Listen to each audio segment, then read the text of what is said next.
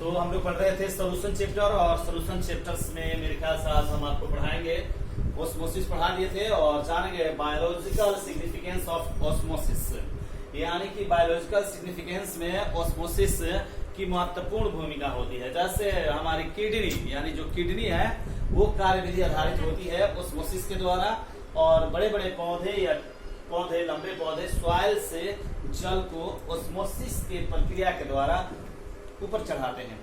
जब कोई व्यक्ति ज्यादा नमक का ग्रहण करता है तो उस स्थिति में ऑस्मोसिस के कारण उसका शरीर फूल जाता है, और नमक द्वारा मांस के संचरण में भी ऑस्मोसिस की महत्वपूर्ण भूमिका होती है। तो समझेंगे ऑस्मोसिस की सजीव में महत्वपूर्ण भूमिका होती है। जो निम्न है, पहला नंबर, लंबे पौधे में सॉइल से मतलब कि मिट्टी से जल ऑस्मोसिस प्रक्रिया द्वारा ऊपर चढ़ता है। दूसरा नंबर, किडनी की कार्य विधि में ऑस्मोसिस की महत्वपूर्ण भूमिका होती है। और तीसरा नंबर, किशमिश को जब जल में रखा जाता है तो ऑस्मोसिस के द्वारा वह फूल जाता है।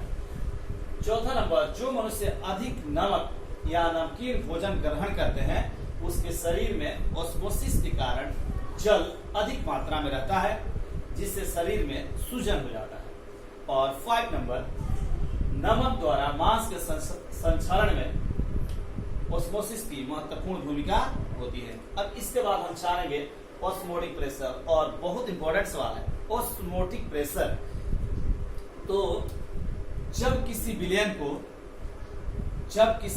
विलयन को विलायक से एक अर्ध पारगम्य झिल्ली द्वारा अलग रखा जाता है तो विलायक को विलयन में जाने से रोकने तथा साम्यावस्था स्थापित करने के लिए लगाए गए दाब को ऑस्मोटिक प्रेशर कहते हैं। इसे पाई द्वारा सूचित किया जाता है। ऑस्मोटिक प्रेशर से संबंधित फॉन्ट हाफ नामक वैज्ञानिक ने सन 1887 ईस्वी में महत्वपूर्ण नियम का प्रतिपादन किया, जिसे फॉन्ट हाफ का नियम कहते हैं, जो इस प्रकार है। पहला है बॉयल फॉन्ट हाफ का नियम, मतलब पहला जो नियम होता है वो बॉयल के नियम से संबंधित होता है, इसलिए बॉयल फॉन्ट हाफ का नियम कहते हैं। इस नियम के अनुसार, ध्यान से समझेंगे, इस नियम के अनुसार स्थिर ताप पर, यानी कि नियत ताप पर किसी तनु विलयन का ऑस्मोटिक प्रेशर विलयन के सांद्रण के समानुपाती होता है। तो इस नियम को फॉन्ट हाफ का नियम कहते हैं।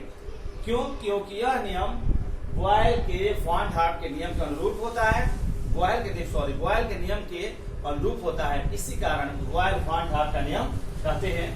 तो ध्यान से समझेंगे, स्थिर ताप पर, तो इसमें हम लिख सकते हैं, माना कि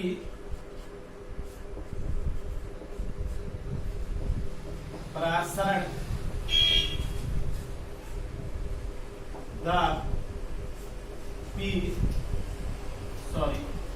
प्रसारण दाब पाई, क्योंकि प्रसारण दाब को पाई द्वारा सूचित किया जाता है, तथा विलयन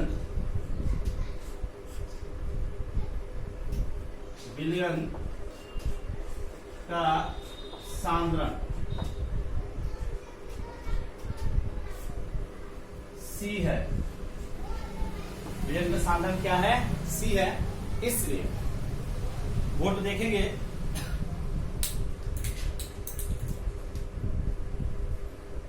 प्रसारण दाब समानुपाती होता है सांद्रण के, तो पाई समानुपाती क्या हो जाएगा? C। लिखेंगे जब क्या नियत हो, बता सकते हैं, नियत हो।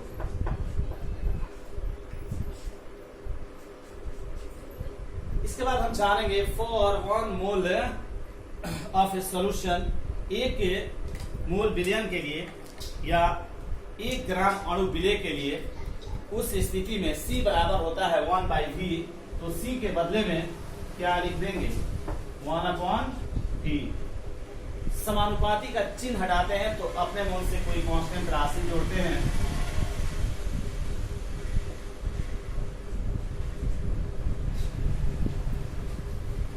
पाई बराबर R इंटू 1/V, वेयर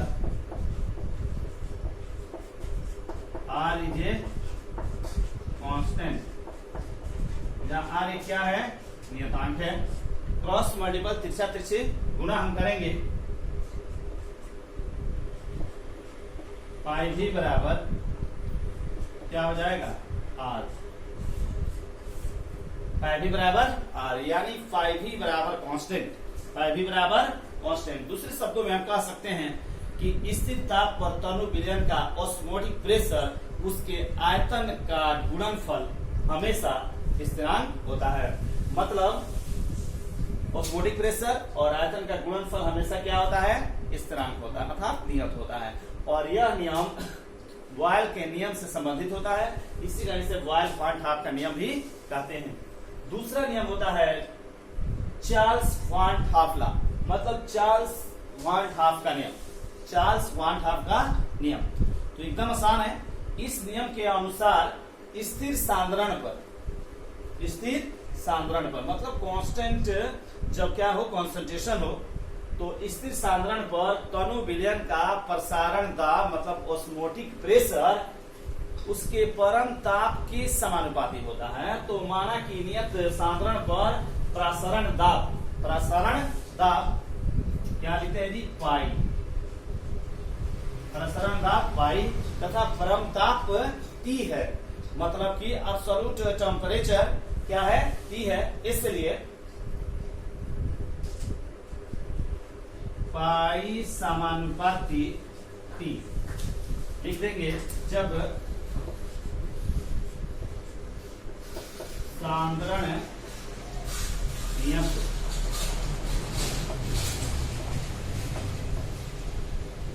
सांद्रण क्या हो, नियत हो। ध्यान देंगे समानुपाती का चिन्ह हटाते हैं तो अपने मूल से कांस्टेंट राशि जोड़ते हैं और